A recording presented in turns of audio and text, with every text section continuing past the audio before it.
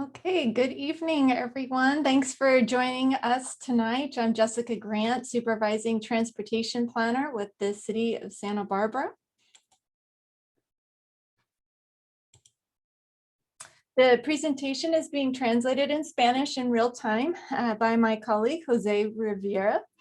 And you can click on the interpretation button if you want to hear the presentation in Spanish. Interpretación disponible, elija su idioma preferido aquí y aquí. Tonight we'll be discussing a few design changes on Gillespie Street since the October 14th webinar. Who we anticipate on this webinar is residents living on Gillespie Street, as well as residents in the neighborhood that have expressed an interest in the project. This presentation is being recorded in case any of your neighbors cannot attend tonight. Please feel free to use the question and answer button to type in any questions or comments anytime throughout the presentation. We will have a moderator come on after the presentation to ask myself and Derek Bailey, our city traffic engineer, any questions. For those that have microphone capability, we can turn on your microphone for any comments or questions as well. For those that did not see the October 14th and 15th webinars, we discussed the concept of Westside Community Paseos Corridor Project and how the project provides low volume vehicular streets within the Westside on Gillespie and San Pasqual streets as an alternative to the busy San Andres street, providing access to Harding, Santa Barbara Community Academy, and La Cumbre Junior High. The project also includes connections from the Westside to downtown, mainly using Mitchell-Terrena, Castillo, and Sola streets. The Westside Community Paseos Corridor route is referenced in the darker green. In the lighter green is the companion project called the Eastside Community Paseos Corridor, providing strong connections within the Eastside and from the Eastside to downtown. The primary feature to create low vehicular volume community corridors is to incorporate traffic diversion, so the amount of traffic on the street is low enough where cyclists feel comfortable riding in traffic with vehicles. Besides cyclists feeling comfortable riding in traffic with vehicles, the traffic control signs are flipped on the residential streets like Gillespie to favor the movement of the cyclists. So all the cyclists would have the through movement on Gillespie, and then the perpendicular streets to Gillespie would have the stop signs. So again, this means the cyclists can ride along Gillespie Street without stopping. Since removing the stop signs on a street could be attractive for drivers to speed, there are certain points along Gillespie Street where vehicles would need to divert onto other streets in order to make the road volume low. The purpose of tonight's webinar is to update residents on the design changes, specifically Gillespie Street, including updated locations of the traffic diverters to maintain existing bus routes and adding landscape peninsulas. Let's begin at the intersection of Mission and Gillespie, and then we're going to work our way down the street. As you may recall, there was a diverter proposed at the intersection of Mission and Gillespie at the October 14th webinar. We are still proposing a diverter there that I will show in a moment. But first, I wanted to recap again why a diverter is needed here. This intersection is a main intersection to get to La Cumbre Junior High and the Santa Barbara Community Academy. This intersection is currently askew and is not stop controlled along Mission Street, making sightline visibility difficult for drivers, cyclists, and pedestrians. In response to the community, this intersection will have an all-way stop. And we are also able to shorten the crossing distance for pedestrians, limiting the time they're in the right-of-way for students and their families. With this intersection configuration, we're also better able to align the street and have much better sight lines. If you're traveling westbound on Mission, you will not be able to turn right on a northbound Gillespie. I'm going to toggle over to our strip map here. And as you can see in the revised layout, we have removed the pedestrian refuge island. There were concerns that the pedestrian refuge island would impede the right turn movement of cyclists turning right from Gillespie onto westbound Mission. And then there was also concern about the adjacent resident getting out of their driveway. Also, there is no longer a need to divert traffic from Mission south to southbound Gillespie due to another traffic diverter being relocated that I will discuss later in the presentation. The revised layout still meets the sightline concerns that the existing proposed configuration had with respect to all roadway users. At this point, if you had any questions, feel free to use the question and answer button. Now I'm going to go down the street. And what we've also heard from the community is the concern of having no vehicular speed control devices along Gillespie between Mission and Harding Elementary. Even with the traffic diverters at key intersections along Gillespie, residents were still concerned of speeding vehicles in the mid-blocks. One of the treatments that we're using along Aliso Street in the east side is landscape peninsulas. And we suggest installing them along the 1900, 1800, and 1700 blocks of Gillespie. And again, it would go along the mid-block. The exact location we would still need to determine just to minimize any conflicts of adjacent driveways. So again, we're going along the 1800 block.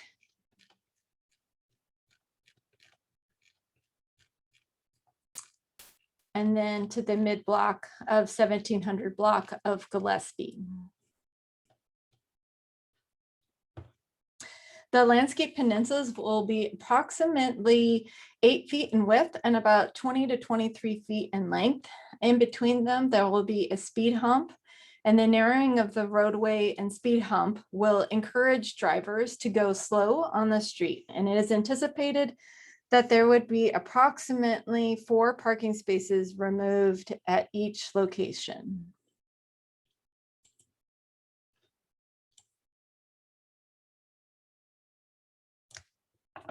Here is a photoshopped image of what it would look like.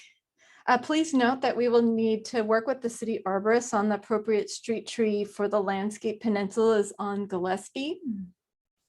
This image is the appropriate street tree for this applicable block of Alisos in the east side.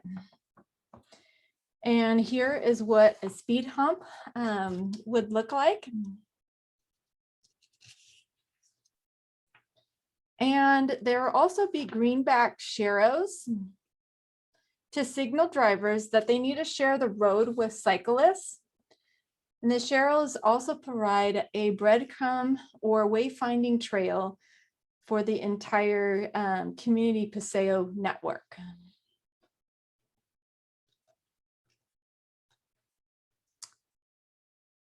Again, if you had any questions on the landscape peninsulas, feel free to use the question and answer. I will keep moving down on Gillespie Street.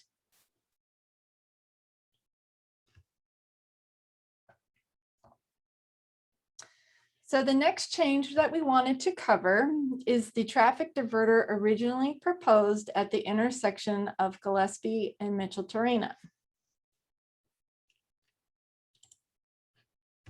The main concern we heard from residents is preserving the existing bus route So families can be dropped off on the school side of the street for Harding Elementary. This image shows the current direction of the bus route. The traffic diverter would have resulted in changing the direction of the bus. So instead of for this direction, it would have gone in the opposite direction. And that would have caused the bus stops to be relocated from the school side to the opposite side of the street. In order to keep the vehicle volumes low and not impact the existing direction of the bus route, we propose to relocate the traffic diverter to the intersection of Gillespie and Valerio Street. Here is a street view of Gillespie and Valerio Street. And the proposed diverter would go in the existing red curb area.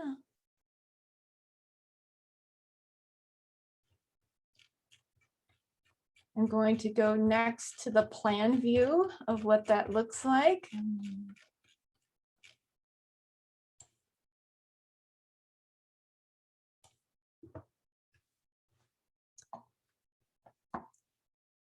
Here's the plan view. And again, this is within the existing red curb area, so we would not be removing any parking. While the diverter is designed so vehicles cannot drive through, it is designed so a fire truck can drive through it. We also have opportunities for landscaping noted in the kind of darker green areas here. And having a diverter just north of the Gillespie-Valerio intersection, the bus route would no longer need to be changed.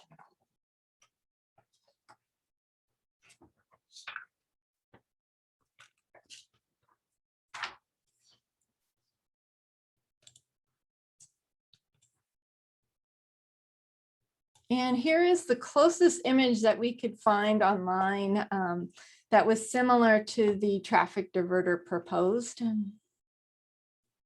Again, with having just a little refuge island here and then ways for cyclists to go through, but not a vehicle. But a fire truck again could navigate over this.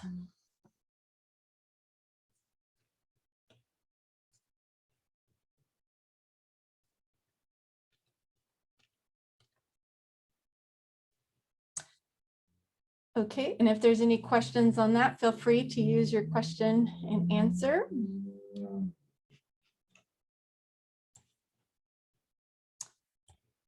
So as we travel down Gillespie to the intersection of Gillespie and Arrellaga, we are still proposing a raised crosswalk as it continues to be well supported by the community. The raised intersection reinforces the slow speeds and encourages drivers to yield to pedestrians at the crosswalk.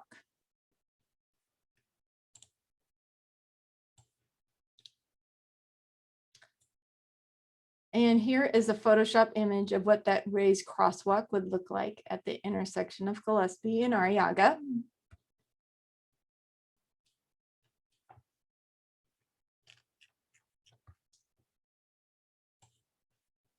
Okay, as we continue to travel down the street,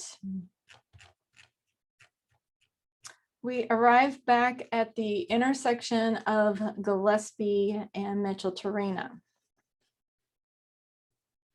We have heard this intersection is another difficult intersection for families to cross when getting to Harding Elementary. Currently, there are no stop signs on Micheltorena, and it is hard for students to find gaps of traffic during the school work commute hours. Instead of the traffic diverter that was originally proposed at this location, we propose an all-way stop.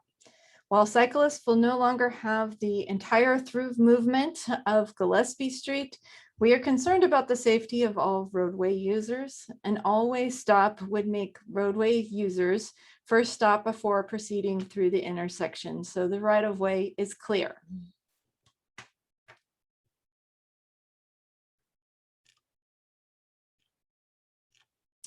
And please feel free to use the question and answer tab again if you had any questions or comments about this intersection. Another concern we have is the volume of traffic south of the intersection of Gillespie and Mitchell-Tarenum. We are proposing either a landscape peninsula that we just showed for the 1800 and 1700 blocks of Gillespie to either be between Gillespie and Sola at the mid block, or proposing a diverter at the intersection, another traffic diverter at the intersection of Gillespie and Sola.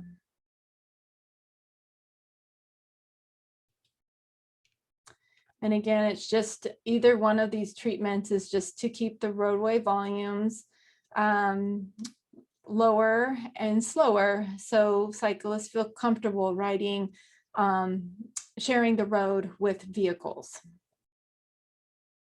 The proposed diverter will have 8-inch curbs with brick inside.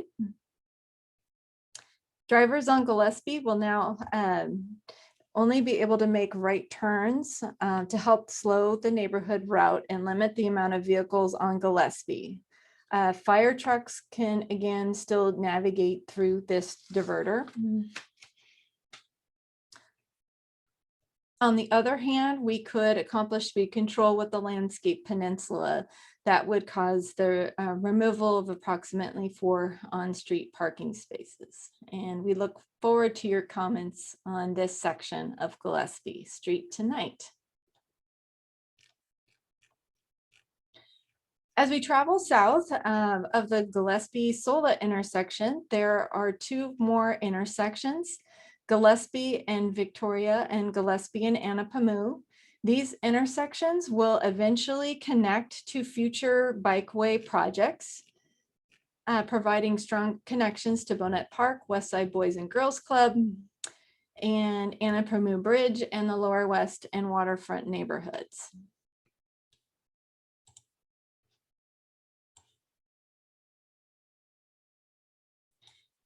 Here is the future connection map showing the future connections. The red star locations are future pedestrian crossing enhancements along San Andres that would consist of curb extensions and rapid flashing beacons.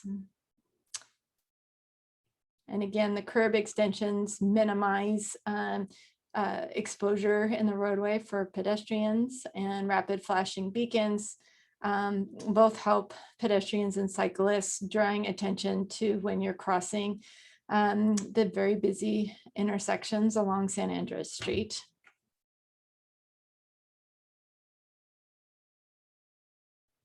The other connection to get to the Lower West neighborhood, again, it's a future connection, and you can either navigate from Gillespie to Victoria or Anapamu streets and then go to Mercedes.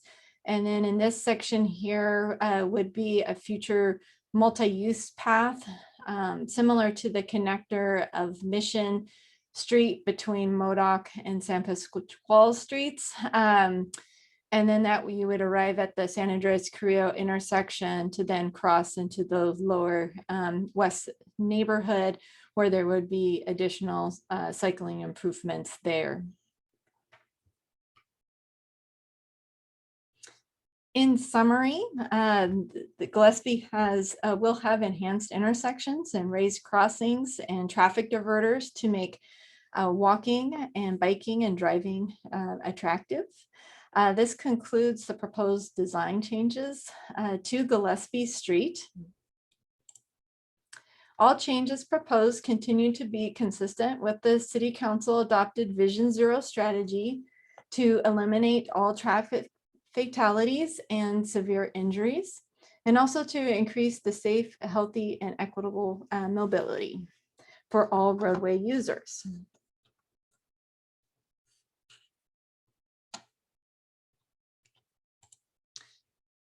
We did receive one question from a couple of residents that were concerned of speeding along Chino Street. where there is some of the diverted traffic will go to. One of the intersections of concern was Chino and Arrellaga. And what we're proposing is to install a pedestrian refuge island on the north side of Chino to cause friction in the roadway, so drivers will go slower. And an all-way stop would make all roadway users stop first before proceeding through the intersection, so the right-of-way is clear. Thank you for attending tonight's webinar. Here is my contact information. With that, I'd like our moderator to hop on and to ask myself and Derek Bailey, our city traffic engineer, any questions. And our moderator tonight is Chelsea Swanson, and she is part of our transportation planning team. So Chelsea, kick us off. Thanks, Jessica. We do have quite a few questions. So I'll start from the top. This first one is actually more of just a comment, very much in favor of the stop signs on Mission to control traffic speeds on Mission. But people using Mission to access neighborhoods up on Valerio will be against this, is the comment. And an additional comment is landscape peninsulas will force bikes to share the road just as the current parked cars do now. Here's a question. Many people drop their children off at Harding on Gillespie. How are they expected to change their route if they can no longer proceed down Gillespie or turn at Valerio?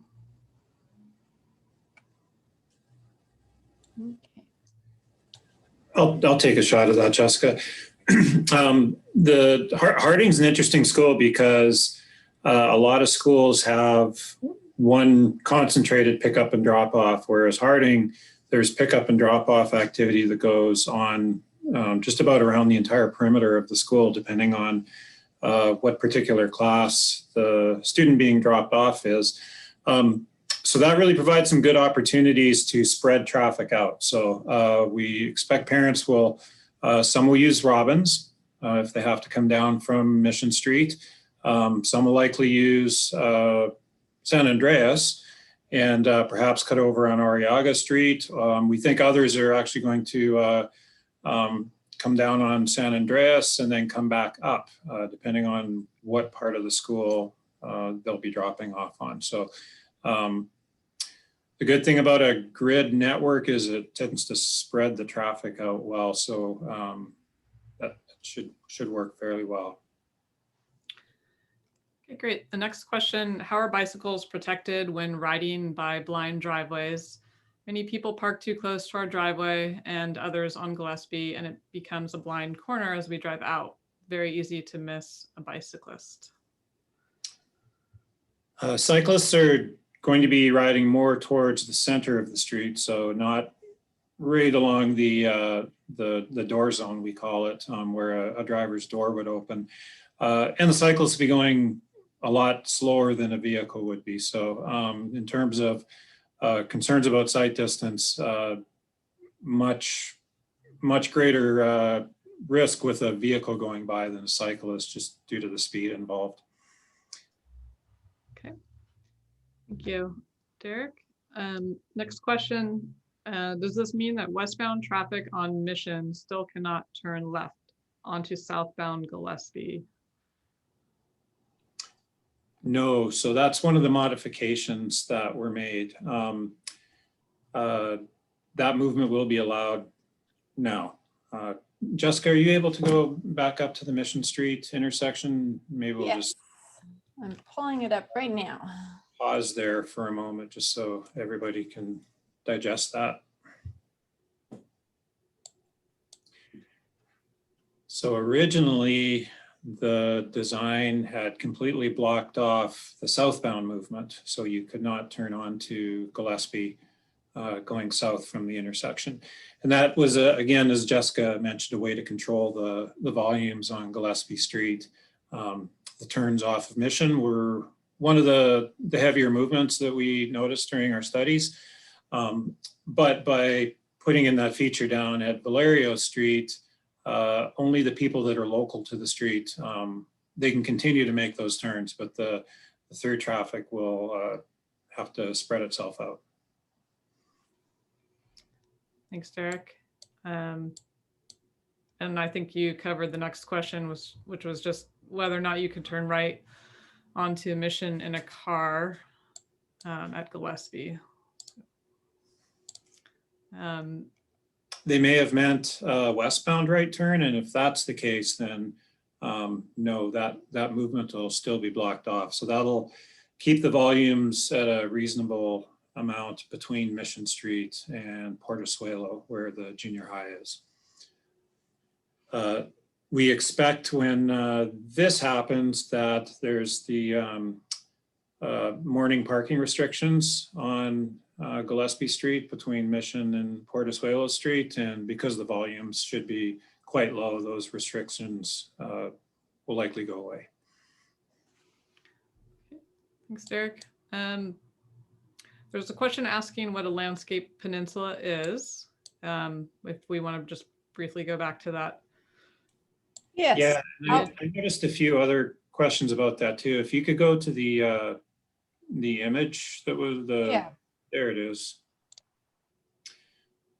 So those, oh, go ahead, Derek. okay, I was just going to say that those tree planting areas, they're directly in line with the parking lane.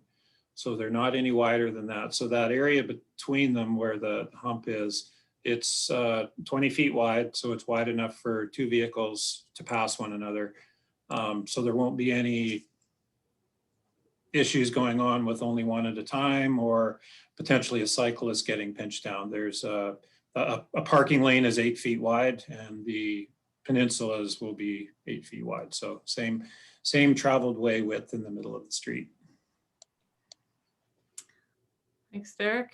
There's a question about when this work will start, and specifically on the 1900 block of Gillespie. So the work is planned for construction in 2022, early 2022. Because this is a very large route that encompasses not only Gillespie and San Pasqual streets, but also into downtown. We do not know the order of construction. That would be once we have a contractor on board for that. Thanks, Jessica. We're back to a Mission and Gillespie question. Am I correct in understanding that automobiles will be unable to turn onto Gillespie from Mission, and also that automobiles will also be unable to turn from Gillespie onto Mission? So the turning movement, if you were you had just come from the freeway on Mission Street headed into the west side, you would not be able to make the right-hand turn, so northbound on Gillespie for the vehicle. All other turning movements would remain the same. Okay, thank you. Next question, will narrowing the street make it more dangerous for cyclists? And this may have been in reference to the landscape peninsulas. It was probably like the landscape peninsula. Yeah, and just to reiterate, there's no change in the width of what we call the traveled way. So that's the 20 feet in the center of the road where we would expect vehicles to be. Thanks, Derek. Someone asked how they can get a landscape peninsula on their street, which is not Gillespie. Yes, you need to ask for a new bike route on your street. Okay. Next question. Were speed bumps effective on Robbins Street? Yes, they were. And the other place on the west side where there are speed humps are going up Valerio towards the Mesa neighborhood. Those speed humps, they're getting on 30 years old. They were built in the 1990s. They've lost some of their profile, so they don't calm traffic the way they did when they were brand new. We are planning to repave West Valerio in 2022, and those speed humps will be rebuilt. There's a water line project that's supposed to be built right ahead of the paving. So as long as that happens, that paving will happen. But yes, brand new speed humps are effective. And yeah, we expect these will be effective speed control. Thanks, Derek. Next question, will street sweeping be suspended with parking eliminated? No, there are no plans to change any street sweeping. Next question, will there be any additional street lights added on Gillespie so that cyclists and pedestrians will have greater visibility during times of low light? Unfortunately, there's not enough funding in the project for corridor lighting, we call it. So kind of end-to-end consistent lighting. There will be a few new lights, like at the Mission intersection, just to make sure that it's easily visible and understood at nighttime. But lighting is a really expensive feature. I wouldn't doubt to do a corridor lighting project on Gillespie Street would be $500,000 to $1 million, somewhere in that neighborhood, just because of all the underground conduit and wiring and everything that needs to be installed. We can look for opportunities on empty wooden poles just to add lights to those poles. That's something we'll talk about as a team. Thanks, Eric. Next question, what is a raised crosswalk? I'll get to that image. So this is just a Photoshop image of what we're proposing at Arrellaga and Gillespie intersection. The other side of the street is as one of the main pedestrian entrances into the after-school program that is held at Harding Elementary. And the raised portion, you can see as you take down, or the access ramp, and then the pedestrian would then follow up on sort of the raised platform. And then Closest examples, I think, in our area is UCSB. And in front of the airport has them too. Yes, yes. Yeah, it's almost like a speed hump with a flat part on top. Right. But it is shaped a little bit differently, but that's functionally, that's what it'll seem like. And there was a question about whether or not crosswalks will have flashing lights.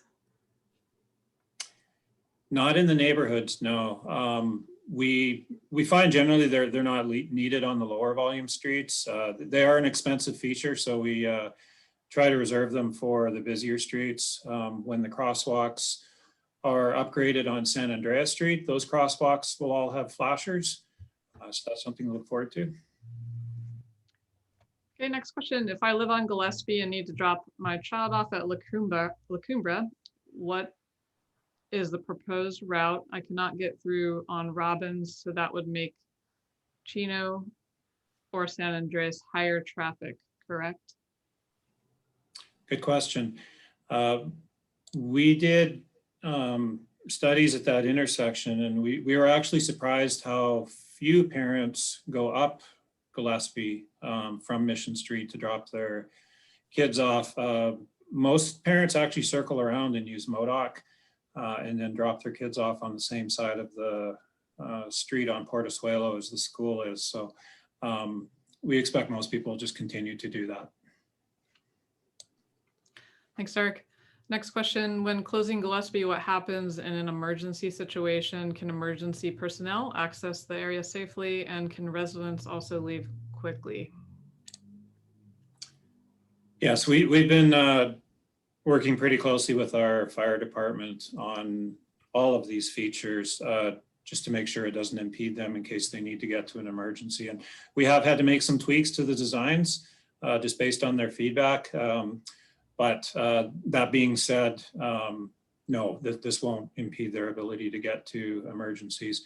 And as far as residents getting out of the neighborhood, the major evacuation routes are not going to be impacted. Okay, the next question, where do cars divert to at the intersection? I think this says with the diverter at Gillespie and Valerio. Good question. Yeah, thanks, Jessica. So one of the things to understand about diverters is that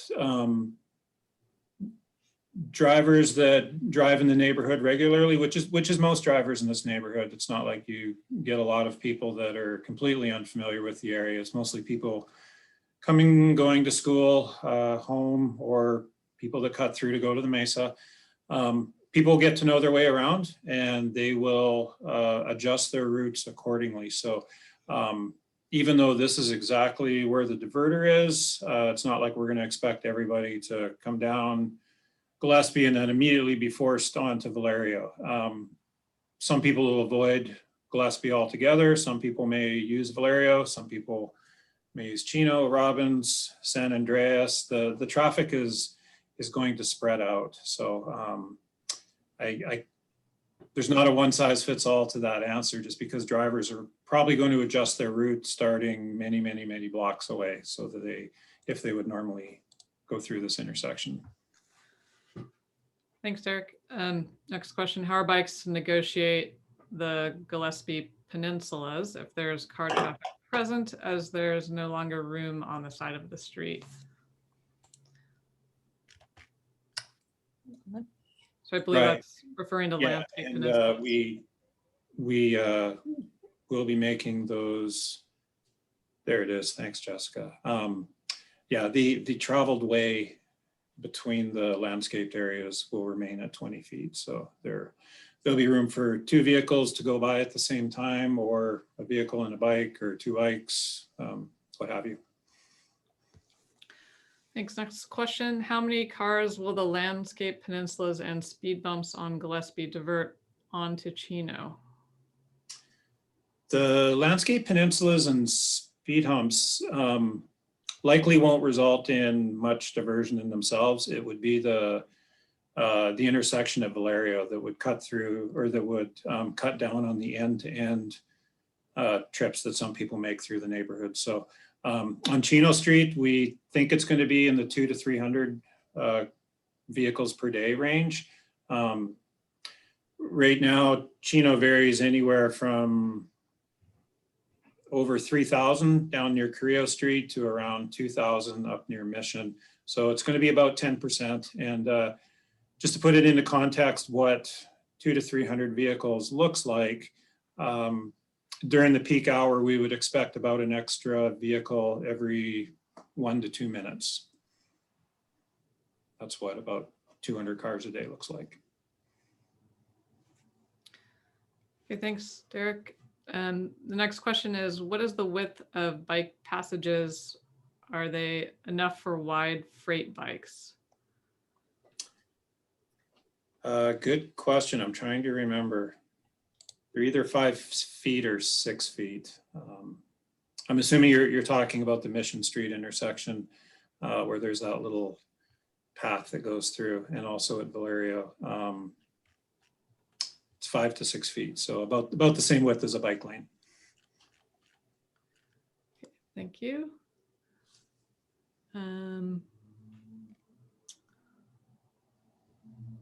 Okay.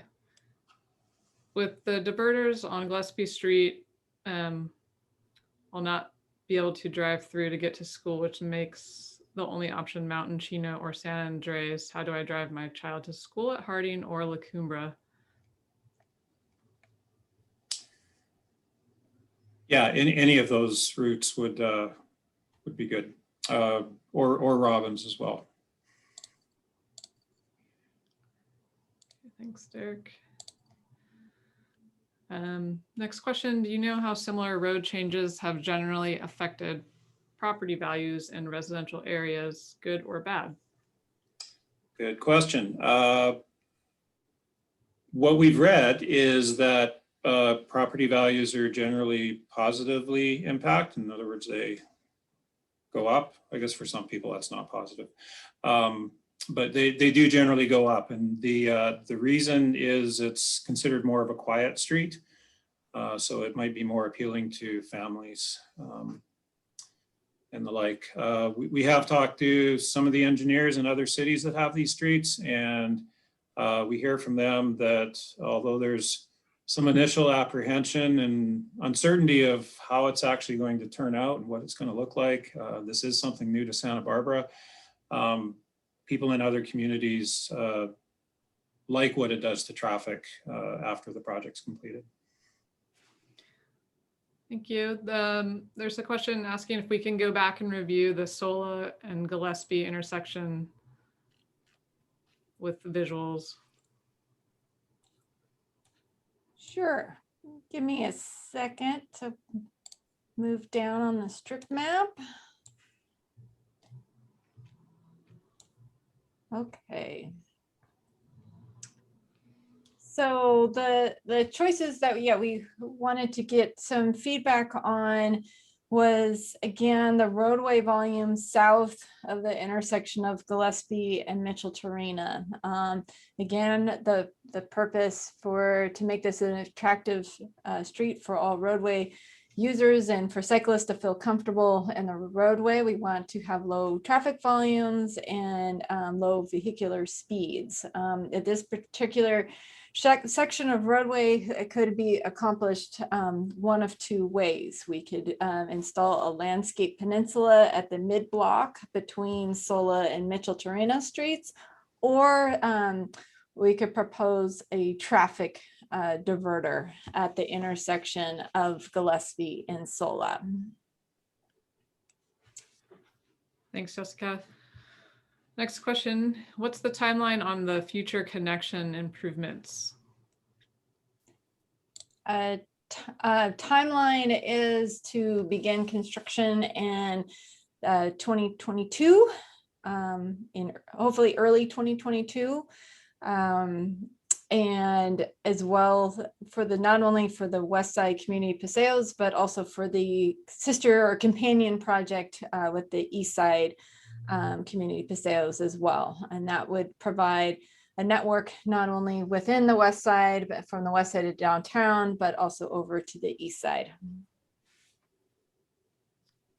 And that it wasn't specified, but that may have included the improvements we showed on Victoria for the future bikeway. So if we had I don't know if we have a timeline on that as well. Can you go back to that map that showed the red arrow on it, Jessica? Which map? The one that just showed the future connection. Oh, yes, sorry.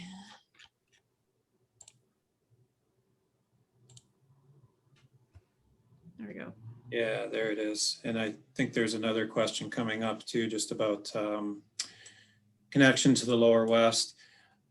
We had a grant application in to the state, and we recently found out we were just below the cutoff, and that grant would have funded that connection in the red arrow that you see there.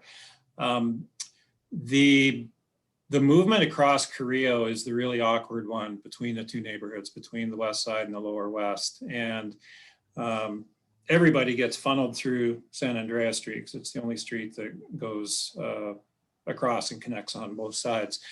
So the question is, how do we get to San Andreas Street and minimize or not at all parking removal? And so what we're planning to do is to, you can see the red arrow goes down Mercedes, which is that lane kind of halfway between San Andreas Street and Chino. We've actually heard from a lot of cyclists that they like going down Mercedes just because it's really low volume. So that project that we had an application in for would have widened the sidewalk along the north side of Carrillo, between San Andreas and Mercedes for about 300 feet. So right now I think it's a 5-foot wide sidewalk. So we would have widened it to 10. So it would have acted like a really short class 1 pathway to get from Mercedes safely over to the San Andreas intersection. And then we have a separate project that's going to be under construction this summer to make some changes at the San Andreas Street intersection that that short class 1 would have fed right into. We're looking at other grant opportunities. The next one that's coming up is the Measure A program, which is late this year and early next year. So this is likely a good candidate for that program. But we agree that's a sorely needed connection. Thank you, Derek and Jessica. And the next question is, we've mentioned fire trucks can drive over peninsulas. What about police or ambulances? Yes. Yes, all emergency vehicles will be accommodated. Okay, next, in regards to volume of traffic and safety and future connections along San Andreas, is the city planning to remove any parking to improve site visibility for bicyclists and pedestrians? We would prefer not to. Again, San Andreas Street, like much of the west side, is constrained parking wise. There are curb extensions proposed for those 5 intersections that you see with red stars on them along San Andreas Street. So the curb extensions improve sightlines and make it easy for pedestrians and cyclists to see approaching vehicles. So that's a way to preserve parking by using curb extensions instead of extending the red curb. Thanks, Derek. Next question, what can be done to slow down the rest of Chino? There aren't any plans to do any treatments on Chino other than the option that Jessica showed for the Chino Arrellaga intersection, which would have changed the orientation of the stop signs to favor Arrellaga and really prioritize that movement towards Harding Elementary. Thank you. Next question, can the traffic diverters be set up temporarily to see if they actually achieve the desired traffic patterns? Good question. We have not had good success with setting things up temporarily like that. The way you set things up like that is with barricades and signs and that sort of thing. And a lot of residents view that as a construction zone, and they tend to get really frustrated with the city when they don't see any activity there. It's just sitting. So we've had a few projects go sideways in the past because of trying things like that. But we were discussing it internally, and maybe it's probably a good idea sometime this spring if we close that little area off, maybe for a day or a few days, and we could have some tables set up out there and staff members along with the strip maps showing the entire corridor, and we could answer questions from residents. Thank you, Derek. Next question, what streets do you expect most of the traffic to be diverted to? As we mentioned earlier, it's likely going to be spread out. Robbins, Chino, and San Andreas will likely split most of the traffic, the 3 of them. And Derek, put that into context again, in case the people missed it. For during the peak hours, what does that look like in additional traffic on those streets? Right. We think it's likely going to be about 200 to 300 vehicles per day, diverting onto each of those other streets, and 200 to 300 vehicles a day. Generally, there's about 8 or 9% of your daily traffic happens in the peak hour. So a little less than like 20 to 30 range during the peak hour. So it's like a vehicle every 1 to 2 minutes that would likely, that's what it would feel like. Thanks, Derek. Next question, if Valerio doesn't connect through Gillespie, how do you anticipate traffic will get from the west side to the Mesa? Some drivers will come all the way down Valerio to Gillespie and then down to Mitchell-Trina and then over towards downtown. Some will likely go up Robbins to Mission Street and then over towards the freeway. Thank you. Another question, there are so many large vehicles that park on the north side of Mission, reducing or eliminating visibility. Are there other things that can be done to slow traffic or improve visibility in that part of Mission before the 90-degree turn onto Robbins? Can you repeat that, Chelsea? There are so many large vehicles that park on the north side of Mission, reducing or eliminating visibility. Are there other things that can be done to slow traffic or improve visibility in that part of Mission? It says before the 90 turn onto Robbins. Okay, we'll have to go look at that. I can't picture all the vehicles parked there, so we'll have to go take a look and see in person. Okay. Next question, how many diverters will there actually be on Gillespie?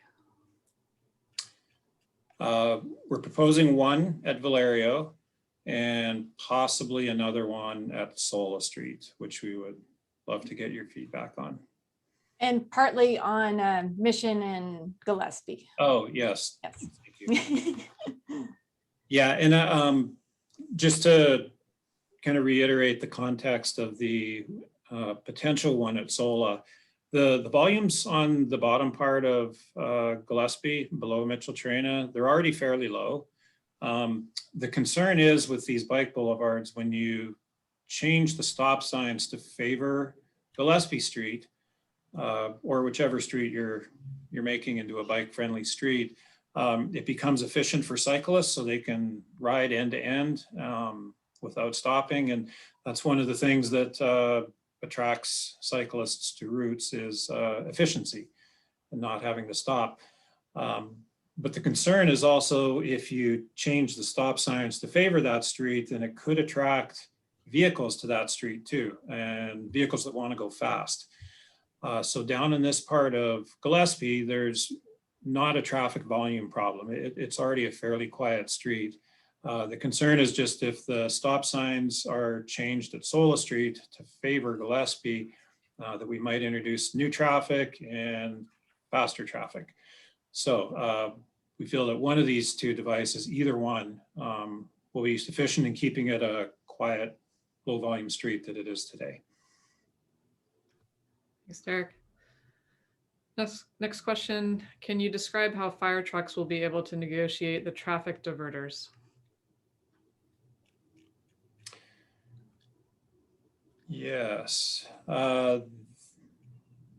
That island, the small one that's right in the center, so right on the crosshairs of those two gray lines. Yep, right there.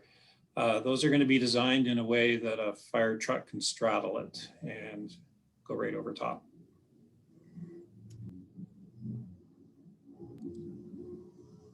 I can also go, do you want me to go down the rest of to each diverter just to show?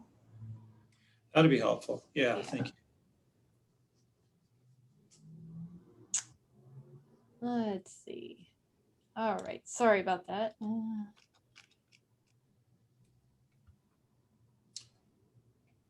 So this again is just, it's a rough concept, but the those red areas on either end, there'll be small islands. And again, they'll be of such a width that a fire truck could straddle them. And then that kind of gray spotted area in between is likely a concrete or asphalt pathway that the fire truck could just drive straight down.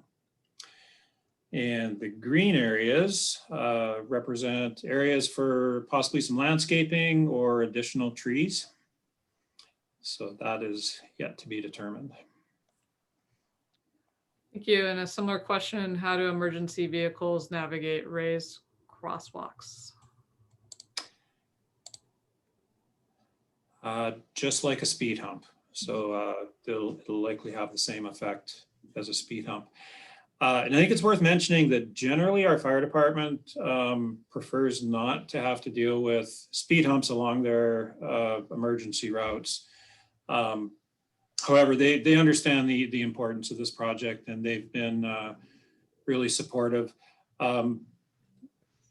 The way they use Chino Street is kind of like a last block. So when they are responding to an emergency on Chino Street, they'll typically get into the neighborhood from some other street. And then, you know, if it's just a couple blocks to get to the emergency that they're responding to, they indicated that a couple speed humps along the way won't impede them and won't affect their emergency response times significantly. What they do want to avoid is a proliferation of speed humps all over the city. That would definitely affect them. But if they're concentrated onto these community paseos that are next to schools, they were supportive of that. Thanks, Derek. Next question, is it possible to extend the landscape peninsulas into the street so that cars would need to only go through one at a time? Could you repeat that? It was whether or not we could extend the landscape peninsulas into the street so that it would require one car to pass at a time. It's possible. We don't think it's necessary. Between the diverters that have been shown on the map that Jessica's been scrolling up and down and these landscape peninsulas, the combination of volumes and speeds should be quite comfortable on the street. So I don't think we need to do anything more drastic. Next question, who will maintain the plantings in the paseos? Good question. The landscape peninsulas that you're looking at will be trees, and they'll be maintained by the city's parks department that looks after all the street trees in the city. If neighbors want to add additional landscaping to the bottom areas and maintain it, that would be welcomed. We have not come up with a landscape plan yet for that Valerio intersection that we were just looking at. So that's to be determined. Thanks, Derek. Next question is back to Gillespie and Sola and whether or not you can turn left onto Gillespie from Sola. Let me get to that intersection.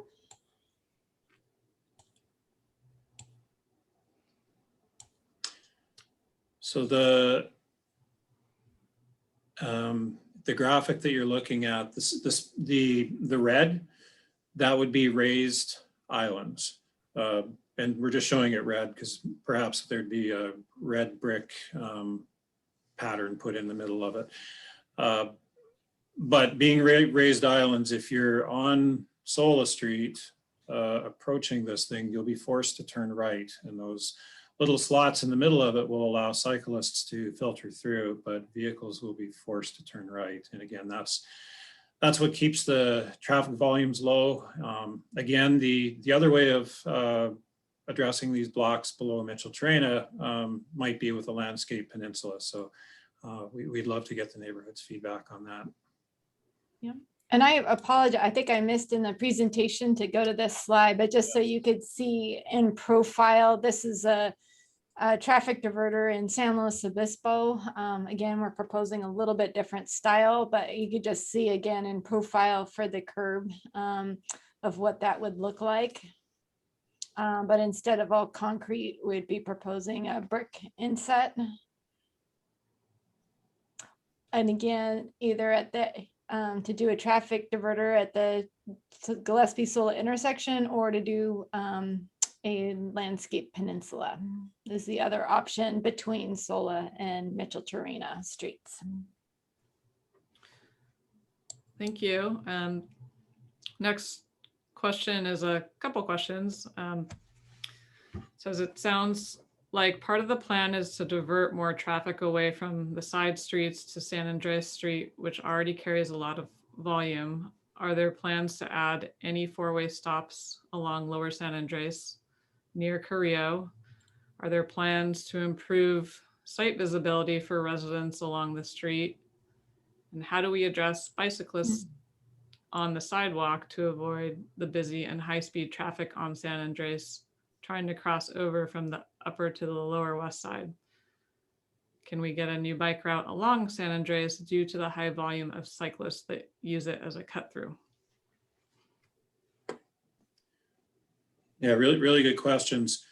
And so I'm going to rewind back about 5 years to when the city was putting its bicycle master plan together and wrestling with that very issue of people cycling on San Andreas Street, cyclists getting involved with collisions on San Andreas Street, cyclists on the sidewalk on San Andreas Street. And really the only way that you can accommodate cyclists safely on San Andreas Street would be to eliminate all the street parking and put in bike lanes. That would be a very unpopular topic. We know that. There were even suggestions back at the time to make San Andreas and Chino both into one-way streets, kind of like Bath and Castillo Street on the other side of the freeway, each with a bike lane. But you know, that would have resulted in bus traffic on Chino Street, and so that was ultimately quite an unpopular idea as well.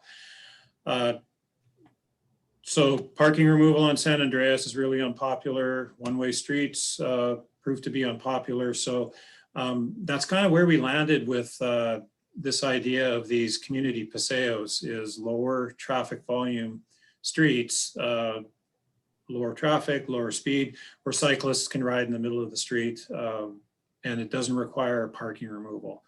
And so that's kind of where this concept of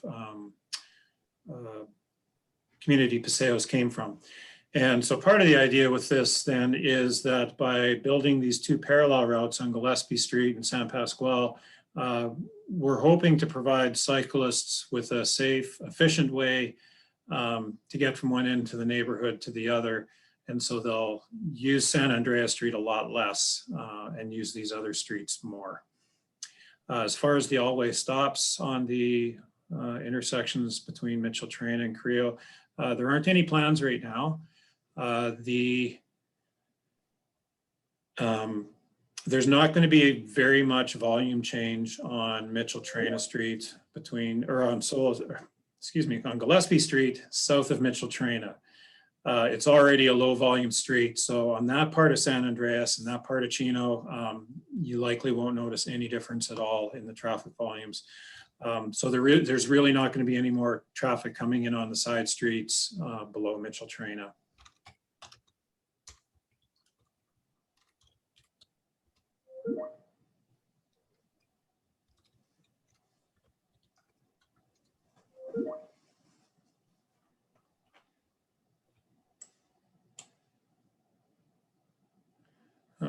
Chelsea, you've muted yourself. Sorry about that. Okay, next question. Controlling the speed on Chino at Arrellaga is a great idea. Would the city be willing to consider similar at the end of Chino near Pedregosa? We have many close calls at that intersection. So that would be changing the stop signs to favor Pedregosa. I'm trying to remember which way the stop signs are at that intersection. We can definitely look into that though, yes, and we appreciate that feedback. Next question, is there a way of doing the speed humps without taking up parking or doing no peninsulas? That's a possibility, yes. We'd likely get the same or similar speed reduction. You know, one thing we've heard is there's not enough trees in some places on the west side. So we thought this would be a good strategy to add some planting areas. But we would appreciate your feedback on that too. Thanks, Derek. Next question. If speed humps were effective on Robbins, why not keep the bike route from Mission to Robbins without altering Gillespie? Good question. Robbins does not provide a direct route to Lacumba Junior High. Okay. And it also doesn't go through Harding Elementary very well either without ducking.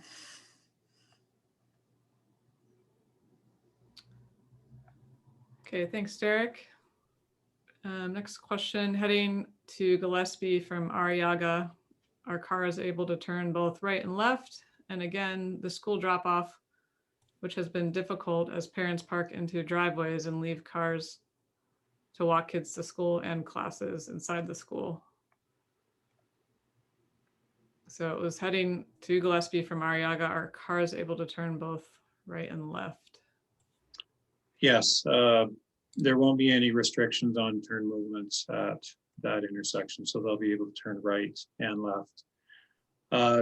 Yeah, we hear the concerns about parents stopping where they shouldn't. It happens at every school, and our parking enforcement folks struggle to keep up with it. From a safety perspective, this raised crosswalk will reduce speeds on Gillespie Street going through this area. So even though there's some unwanted activity, it'll be happening at a lower speed. Thanks, Derek. Next question, what is the signage at the diverter locations? We have not designed that yet. It'll probably be something simple like a do not enter except bicycles sign. And maybe in advance of the intersection, there may be something just telling vehicles what the legal turn movements are. Thank you. Next. Sorry about that. Next comment and question. Front access to Harding car drop off via Gillespie is very important. Can't drop off very easily on Robbins. There's no parking. How can this be addressed? Well, Robbins is, it is what it is. It's been significantly altered. So that's the street where the school goes across in the middle of the block. So it has created a dead end condition on either end. And as far as Gillespie goes, that drop off area will still be available and functional. As we just talked about, there'll be the raised crosswalk nearby. Yeah, so still available. Okay, thank you. Next question. Are there any proposed changes to the San Pasquale Paseo? Good question. Did you want to take that, Jessica, or do you want me to? Sure. I can. There was one change, and I think I'll just use the map. It was to have a small little median closest to the intersection of San Pasquale and Mission Street.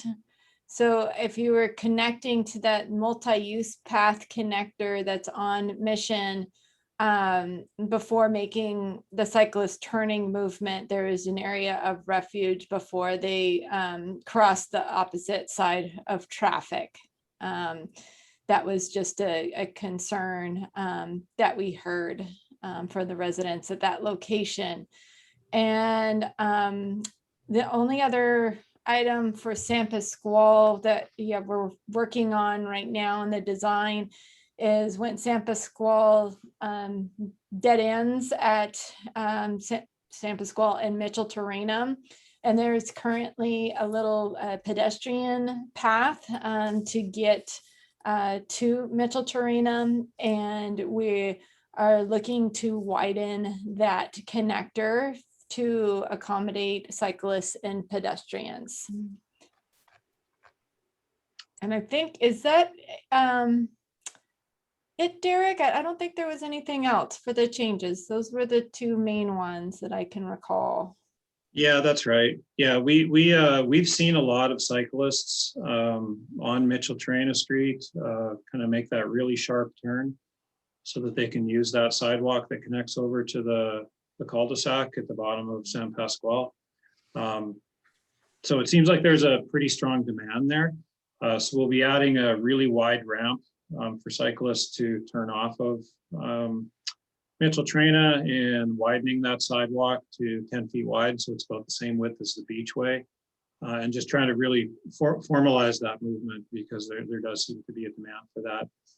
We are putting strip maps together similar to the one Jessica scrolled up and down for Gillespie Street for all the corridors. So we'll get those posted on our website, and assuming everybody on here has provided their email address, we can send links when those are posted so you can have a look at the entire corridor in context. Thank you. Next question, are there any speed humps on the bus route?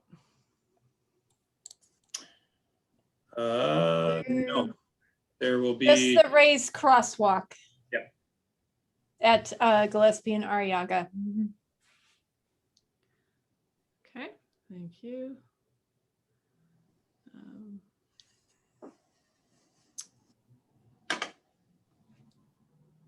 These are all fantastic questions, by the way. Thank you for participating tonight. And Chelsea, do we have any more questions? We do have a few more. Okay. We have a lot of comments, so I'm trying to get to the questions. With all the traffic diverted to Chino, will you make Chino and Valerio a four-way stop?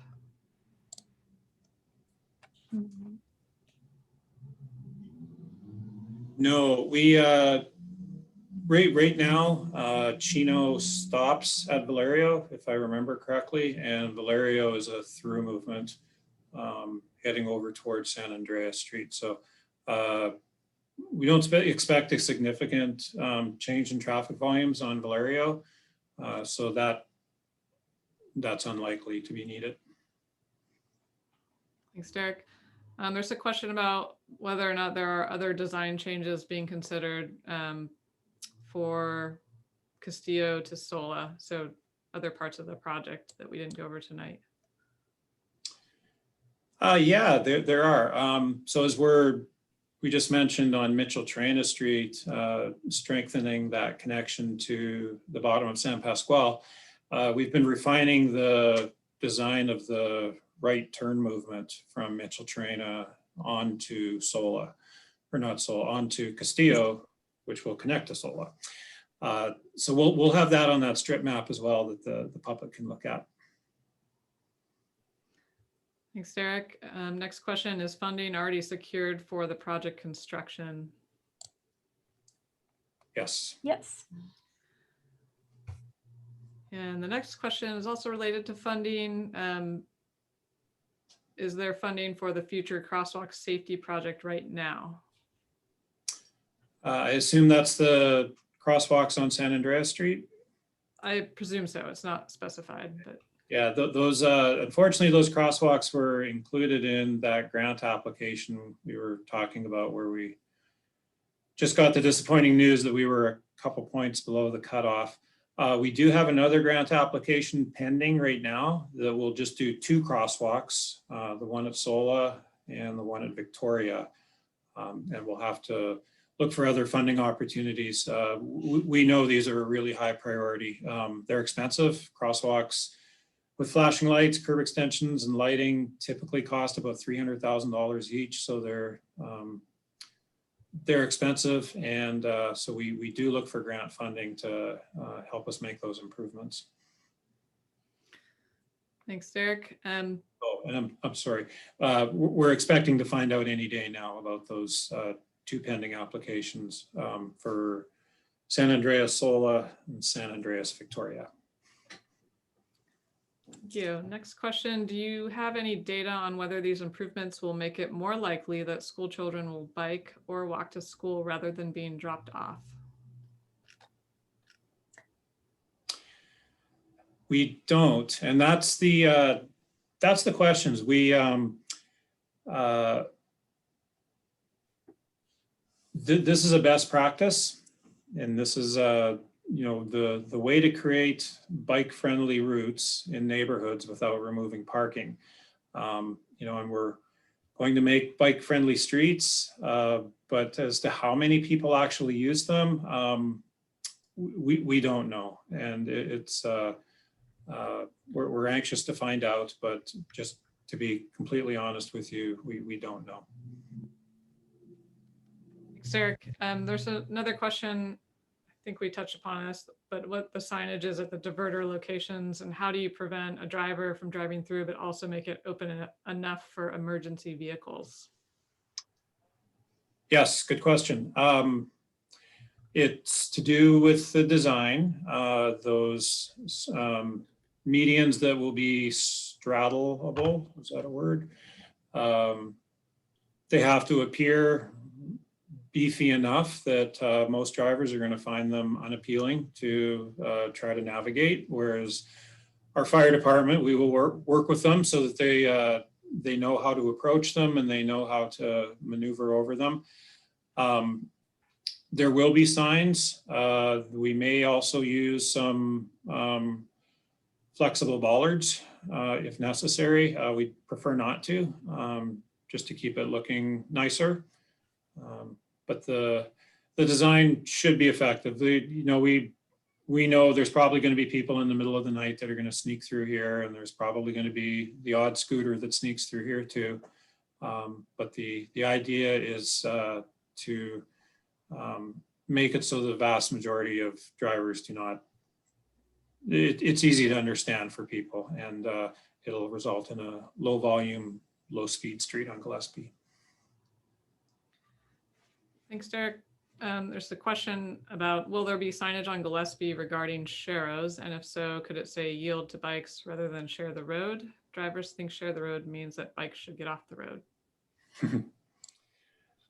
Good question. Well, you know, the idea is with a low volume street that those encounters just don't happen very often like they would on a busier street like San Andreas. There are the sharrows. The ones on San Andreas Street don't have the green backing, but the white part of it, those are already on San Andreas Street. So certainly with the high traffic volumes and speeds on San Andreas Street, you know, drivers are just more aggressive. On a street like this, we just expect different behavior. Thanks, Eric. There's a question that says, there's been a lot of questions about dropping kids off at Harding. Do you hope these routes will increase the number of families and students walking and biking to Harding, Lacumba Junior High, and SB Community Academy? Definitely.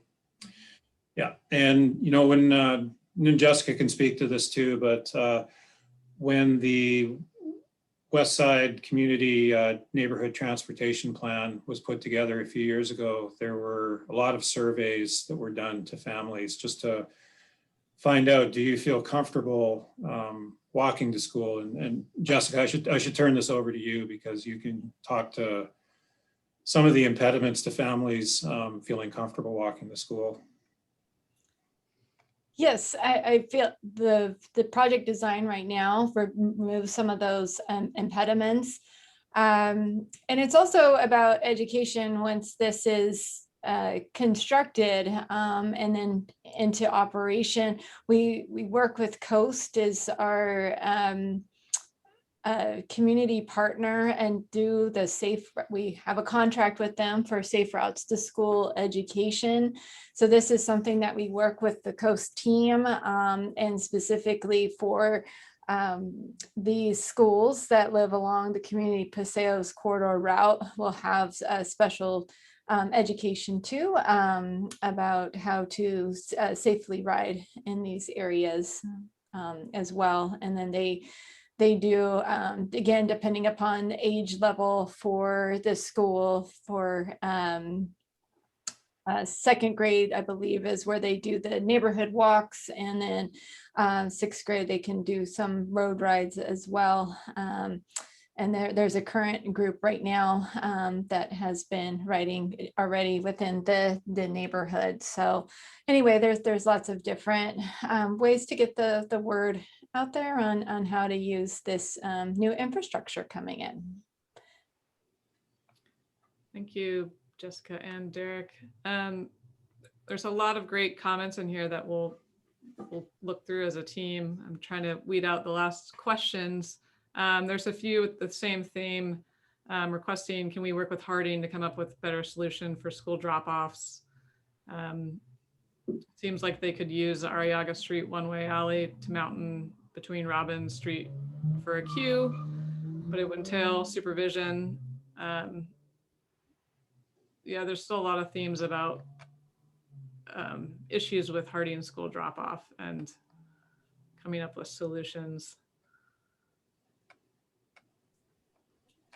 Yeah, yes, we continue to work with the schools for drop-off locations. I think one thing that's unique about Harding Elementary compared to some of the other elementary schools in our area is that there is multiple drop-off locations for this particular school versus some of the elementary schools in the area just have one or maybe two locations. And so it is nice that there are multiple locations for this particular school to provide the several choices. Thanks, Jessica.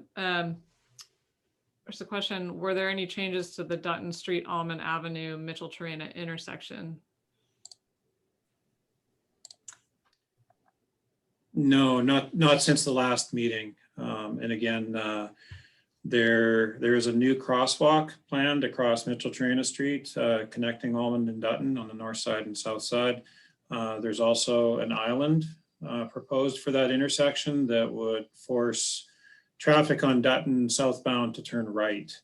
One of the issues that we found with Dutton is just that there's way too much traffic on there, given the, you know, it has a name of a street, Dutton, but it's effectively a back alley.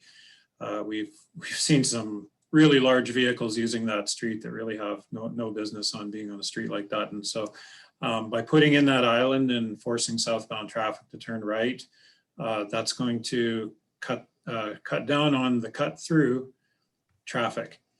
So we'll have that on that strip map as well for Mitchell-Torrena Street that everybody can look at. And there's also rapid flashing beacons to accompany the crosswalk as well. Thank you. Yeah, that's a great example of a much busier intersection that would function better with the flashing beacons. Thank you. And there's just a few more questions. This is two parts. Any chance of avoiding the sharp, partly backwards dogleg Gillespie to Portezuelo to Modoc with a route that goes through the sharp east point of La Cumbre Junior High property or along the quiet back fence line? This is a significant efficiency improvement. That's the first question.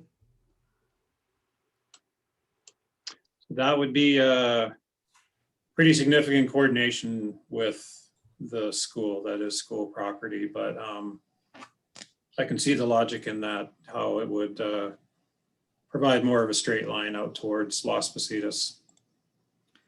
And then there was also a request to put on our wish list for San Pasqual to connect under Mitchell-Torrena someday. I'm thinking big. That's thinking really big. Okay, almost through the questions. With traffic funneling to Chino, will there be a four-way stop at the Mission and Chino intersection?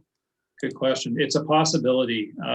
After this is built, we are going to have to restudy all of the intersections in the neighborhood and make sure that there's appropriate traffic control at each one. So that could happen, yes.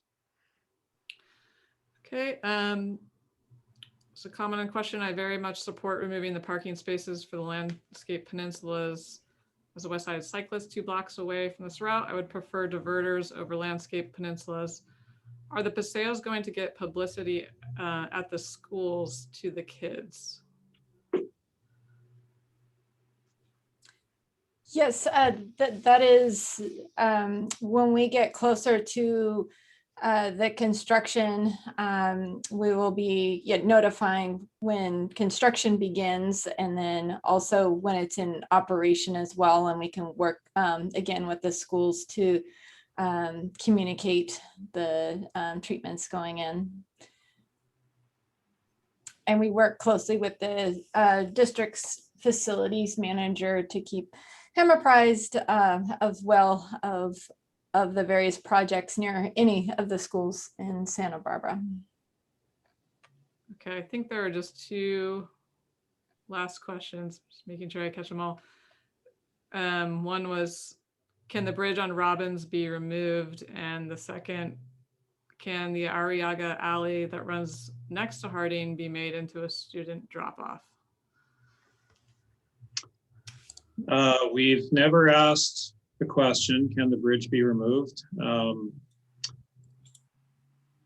It's probably unlikely. So just for everybody on the meeting, that's the bridge that connects the two sides of Harding Elementary over top of Robbins. There was I wasn't with the city at the time, but I've read about it in the files. There was quite an extensive process to get that bridge built to begin with 30, 40 years ago. And so I think from the school's perspective, the reason they needed that bridge as opposed to the crosswalk that used to be there is just the awkwardness of having the school on two sides of the road. So I imagine that's probably unlikely that the bridge will ever get removed. As far as Arrellaga, there is no sidewalk along the north side of Arrellaga for a pickup and drop off. It's a narrow little back alley. There's no room for passing or anything like that. And all of that is on school property. So it's something that the school would have to implement. And I'm drawing a blank. I know we talked about this about a year ago, and anyway, we'll have to follow up on that. Thanks. Okay.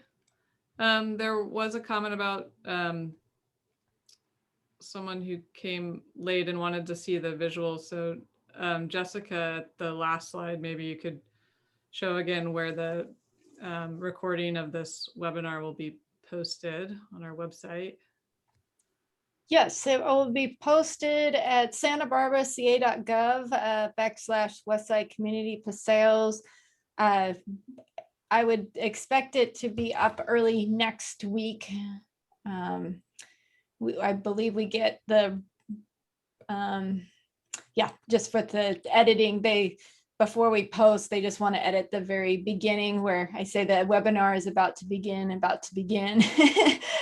10 times. And then once they edit that out, then it will be ready for posting.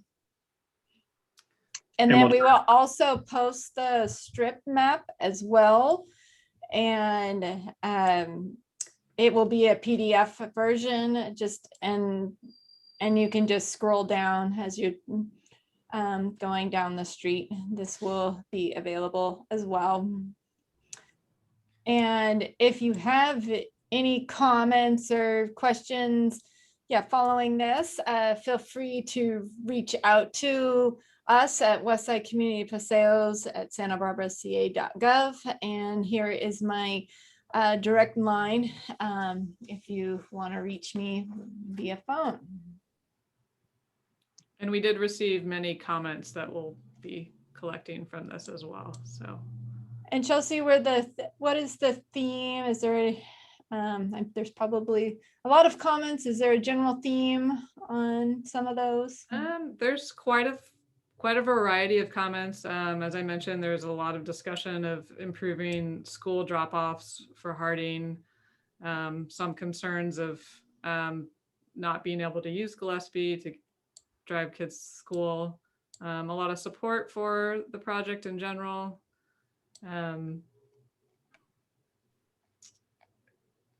Those are some of the themes. Sorry, I just did see one more question pop up here. It says on Mitchell Terrena from Gillespie to the overpass traffic flow seems heavy. What are the safest methods of bike travel? Bike lane, protected bike lane, no bike lane, etc. And would you walk us through what criteria you use to consider implementing or not implementing a protected bike lane on Mitchell-Turena? And Chelsea, did you say that was going over Highway 101, that area? On Mitchell-Turena from Gillespie to the overpass is what they're Okay. speaking about. Yes. East of San Andreas Street is, and once you get in over the overpass, is going to be what we call a protected bike lane. So there'll be a buffer between the bike lane and traffic, and there'll be the plastic bollards, like on Coda Street. I think we're going to use the bollards that we recently installed on State Street downtown. They're nicer looking, so they won't look so construction-y. As far as between San Andreas Street and Gillespie, those two blocks, that's a future project. We've bounced around some ideas. Parking removal again. We could put in bike lanes to connect San Andreas Street to Gillespie, but parking removal again in this neighborhood is it's highly valued. Another option is perhaps the parking spaces can be recessed into the parkway area between the trees. And that way there'd be enough room for a bike lane on the street. So there are a few options, but unfortunately there's not enough funding to implement it with this particular project. So that'll have to be a future effort. Okay, and I think our last question, has anyone addressed the reduced customer traffic to the Super Kuka's restaurant? With the diverter there, it will reduce their customer load significantly. Customers can still get to Kuka's. It's just when they leave, they'll have to go a different direction. Unless they're going up to Arrellaga, then there won't be any change for them. And then the pedestrian connection, if you're south of Mitchell-Turena coming from Almond, makes it easier to access Super Kuka's. Yep. And that would help cyclists also going to Super Kuka's. So we still, we'll still continue to be accessible. Great. I'm not seeing any additional questions at this point, just comments. Okay. All right. Well, once again, thank you for joining us tonight on lovely St. Patrick's Day. And again, here is the contact information. And thank you, Mr. Bailey and Ms. Swanson for helping with this webinar tonight. And thank you for spending your evening with us. So with that, feel free to reach out to us with this contact information below. And with that, I will end the webinar. Thank you again.